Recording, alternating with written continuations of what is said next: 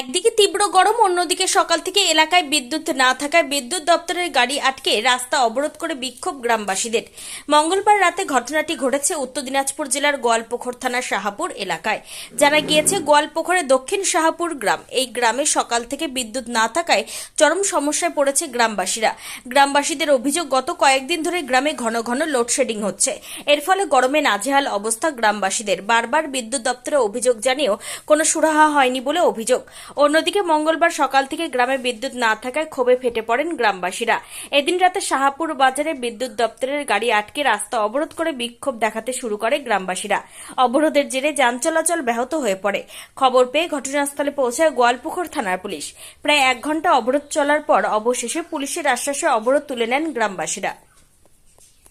আজকে দেখুন 4 দিন থেকে কন্টিনিউ এখানে মোটামুটি লাইন নাই, আর প্রতিদিন রাত্রে 3 ঘন্টা 4 ঘন্টা 5 ঘন্টা করে কারেন্ট থাকছে না। এই ডিপার্টমেন্টকে লজ্জা করা উচিত।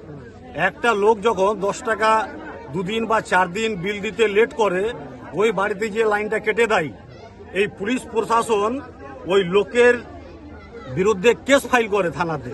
তাকে কি করে 3 দিন পরে অ্যারেস্ট করে তাকে সেই লোকটাকে জেলে পাঠায় দেয়।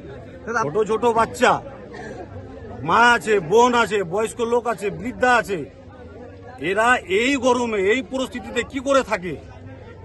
যেই পুলিশ প্রশাসনের চোখে এখন দেখতে পাচ্ছে না, আয়না লেগে গেছে, ওই পুলিশ প্রশাসনকে এসে দেখা উচিত যে কি অবস্থা, কি কন্ডিশনে আছে। যেই গরিব লোক 10 টাকার জন্য জেল খাটতে হয়, 10 টাকার জন্য এরা কেস ফাইল করে, তারা আজকে এসে দেখুক যেখানকার কি অবস্থা আছে। আপনারা কি বিদ্যুৎ বিভাগে কোনো অভিযোগ জানিয়েছেন?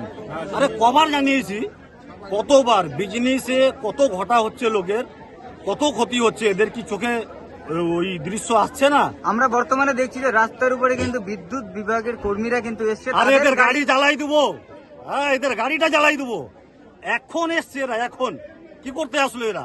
সকাল থেকে কি করছিল? প্রতিদিন এই অবস্থা এদের কেন? এরা দেখতে পাচ্ছে না আজকে এই ট্রান্সফরমার জ্বলে গেল, আজকে ওই ট্রান্সমিটার জ্বলে গেল, আমরা বিজনেস করতে পারছি না এই কারেন্টের জন্য। বাচ্চারা রাত্রে ঘুমাতে পারছে না এই কারেন্টের জন্য, পড়াশোনা নষ্ট হয়ে যাচ্ছে এই কারেন্টের জন্য। এরা করে কি? মস্তানি করে, লোককে ধোকা দেয়। আর 10 টাকা যখন লাইনের বিল লেট হয় তখন যে কাটার জন্য খুব রেডি। আপনারা কি চাইছেন এখন? দাবি কি আপনাদের? আমরা চাইছি 24 ঘন্টা কারেন্ট থাকবে। আরে এখন পর্যন্ত আকাশে বৃষ্টি উঠেনি, মেঘ ভাসেনি, কারেন্ট চলে গেল।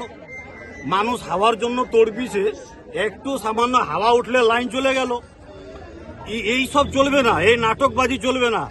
এখানে বৃষ্টি হোক, ঝড় হোক, কিছু হোক, আমরা কে কারেন্ট লাগে। একটু হাওয়া উঠলে কারেন্ট চলে গেল, কেন যাবে ভাই? আমরা কি বিল দিচ্ছি না? আপনাদের যদি দাবি আজকে মানা না হয় তো আপনারা কি? সারা রাত থাকবো এখানে, সারা রাত থাকবো। আর এখনো তো আমরা রঙে আসিনি, আমরা প্রস্তুতি দেখছি। যদি আমাদের এই দাবি না মানা হয়, এর চাইতে বড় আন্দোলন শুরু হবে। আর পুরো এই রাস্তাকে জাম করে সকাল পর্যন্ত রাখবো।